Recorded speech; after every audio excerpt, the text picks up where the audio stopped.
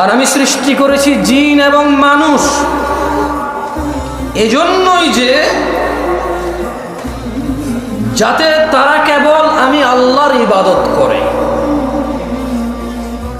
মা উরিদু মিনহুম মির রিজক ওয়া মা উরিদু আন ইউতঈমুন, আমি আল্লাহ এদেরকে সৃষ্টি করেছি শুধু ইবাদত করার জন্য, মানুষ আর জিনকে। মা উরিদু মিনহুম মিন রিজক, আমি আল্লাহর এদের কারো কাছে রিজিক চাই না। ওয়া মা উরিদু আন ইউতঈমুন, আমি এটাও চাই না যে মানুষ আর জিন মিলে কিছু করে আমাকে খাওয়াবে। ওয়া মা খালাকতুল জিন্না ওয়াল ইনসা ইল্লা লিয়াবুদুন, আমি মানুষ আর জিনকে সৃষ্টি করেছি ইবাদতের জন্য, কেউ আমাকে রিজিক দেবে অথবা আমাকে খাওয়াবে। আচ্ছা, একটা কথা বোঝেন তো, এখানে আল্লাহ প্রথমে রিজিক বললো, পরে খাওয়া বললো, তার মানে ইসলামে খাওয়া দাওয়াকে রিজিক বলে না, তাআম বলে। কি বলে? আরবিতে খাওয়া দাওয়াকে তাআম বলে। কি বলে? বাট রিজকের অংশ। কিসের অংশ? জামা কাপড়কে লিবাস বলে। কি বলে? রিজকের অংশ, কিন্তু রিজিক বলে না। মানে এটাই শুধু রিজিক, জামা কাপড় অন্ন বস্ত্র এরকম করে স্পেসিফিক করে না।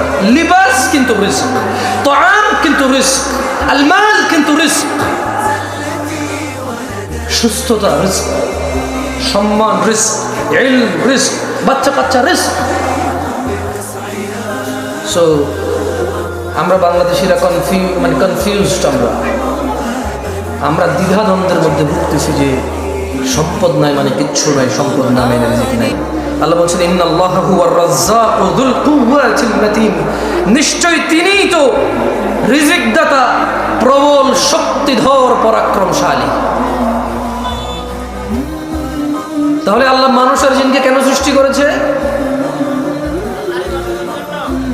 আল্লাহ কি মানুষ থেকে মানে তাআম, খাদ্য এবং রিজিক চায়? কি জন্য সৃষ্টি করেছে আল্লাহ? তিনি চায় আমরা কি করি? খাদ্য আর রিজিক তো উনি চায় না। এরপরে বলছে ইন্নাল্লাহা রাজ্জাকু যুল কুওয়াতিল মাতিন, নিশ্চয়ই তিনি আল্লাহ, নিশ্চয়ই আল্লাহ তিনি তো রিজিক দাতা এবং প্রবল শক্তিধর মহাপরাক্রমশালী। দিনী ভাইরা, আপনি যতই চুরি, দাড়ি, ডাকাতি, মারামারি, রাহাজানি, হত্যা, খুন, গুম, দুর্নীতি, সুদ, ঘুষ, আপনি পৃথিবীর যত অন্যায় অবলম্বন করেন না কেন, রিজক নির্ধারিত।